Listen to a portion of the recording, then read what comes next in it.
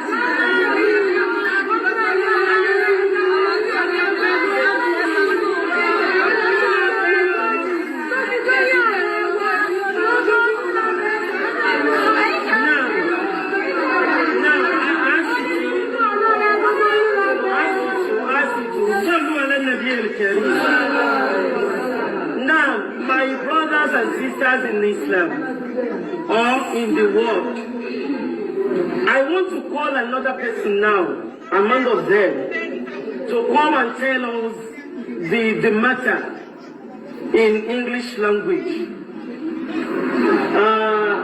What is the name of the person? Okay, we can speak louder.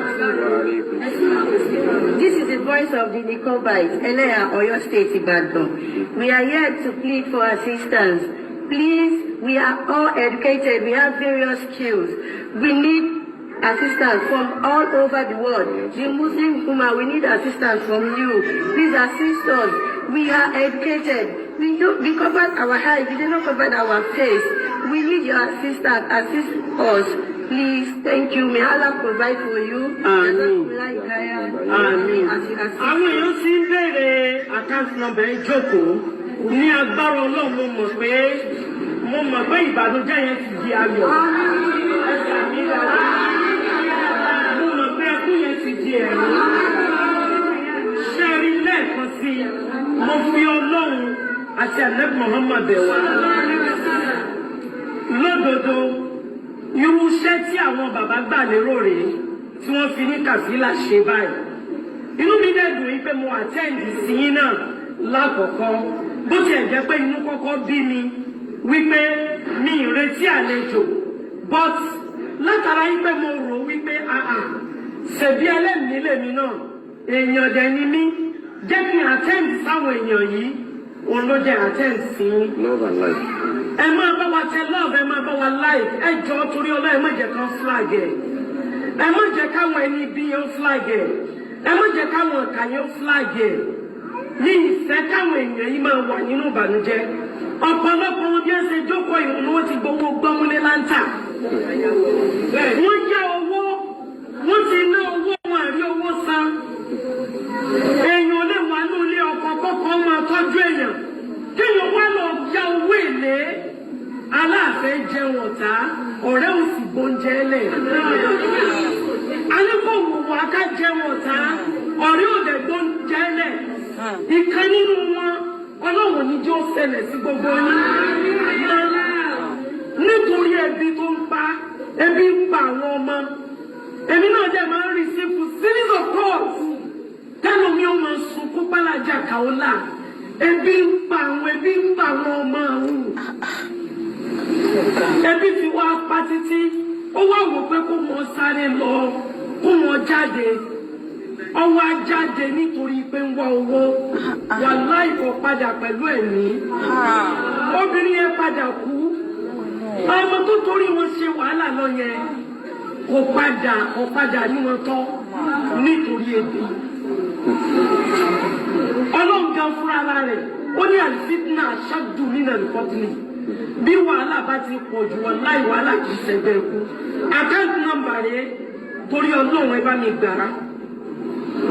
Orúkọ ẹni yẹn, òun ni Agbábíàká Islamia Islamia. Agbabiaka.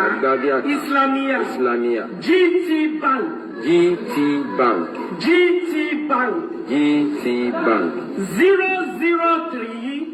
003 551 794 3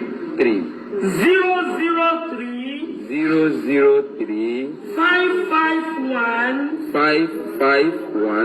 7943. Ẹgbọ́n account number yẹn lẹ́ẹ̀kan sí ní agbára Ọlọ́run ní gbogbo ìgbà tẹ́ ẹ bá ti ronú láti bá mi ṣàánú gbogbo àwọn ẹrú Ọlọ́run yìí.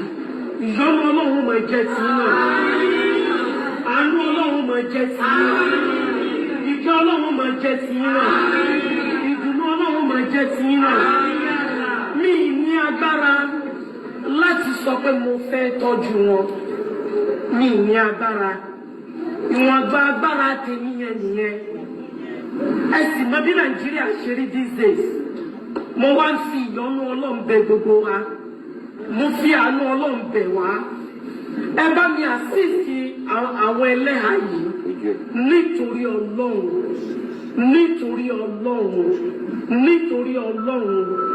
Ẹ bá mi ràn wọ́n lọ́wọ́. Account number wọn nìyẹn. Ibi tẹ́ máa fi owó sí nìyẹn. Ní ìfẹ́kẹ́ bí ó pa wọ́n. Ọ̀pọ̀lọpọ̀ wọn ló ti bí ọmọ tó pọ̀.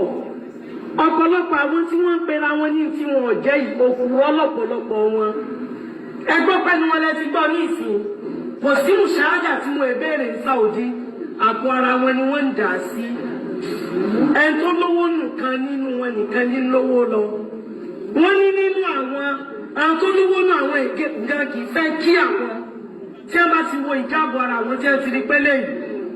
Kèké ó yẹ káàtó wọn láì bọ́ bá sálámọ̀ wọn ní ìdá lóhùn. Ṣé àmọ́ pé wọ́n ṣe Mùsùlùmí rẹ bẹ́ẹ̀? Ìtí wọ́n pè Mùsùlùmí ó ní pé kò gbọ́dọ̀ sí discrimination láàrin ẹnì kìíní àti ẹnì kejì. Àwọn ẹlẹ́yà nìyẹn o, wọ́n rí gèrègèrè wọnú ọjà. Ẹranko tí rìn kiri ọjà kò gbẹ. Aláìníla káyàrá rẹ. Orí kankan ṣe. Sọ ti rí 1 million tó lọ ní wáyé tó kù. Ó ṣe sàkáǹtì yẹn. Guys, help us to share and click on the love and like God bless you as you do so. Ako Jimoh Olóyin, Akọ́lá Jimoh. Ẹ bá wa share kìíní yẹn, ẹ bá wa press the love and like and God bless you as you do so.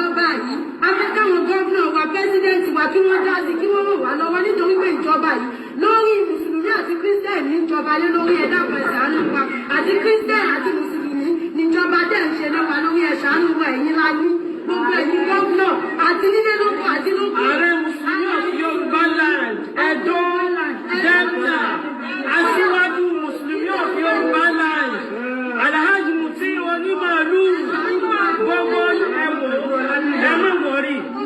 Iye kò ní lẹ́yìn lọ́lé gbogbo wọn. Tí wọ́n bá ti pé wọn tètè dáhùn, ṣáàrí tí wọ́n bá ti dáhùn, ẹ̀yẹ ẹ̀fẹ́ pẹ̀lú wípé ẹ̀sìn ìrànwọ́ wọn. Bí ìwà kọ yín lẹ́yìn, bóyá wọ́n wà lé mi padà mọ́ yín ni màá wò ó.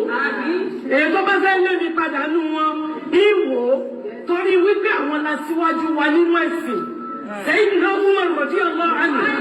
Ìgbà tí Umar ṣe ìjọba lọ́wọ́ lórí gbogbo Mùsùlùmí, yóò máa wọnú ilé Mùsùlùmí kọ̀ọ̀kan báyìí.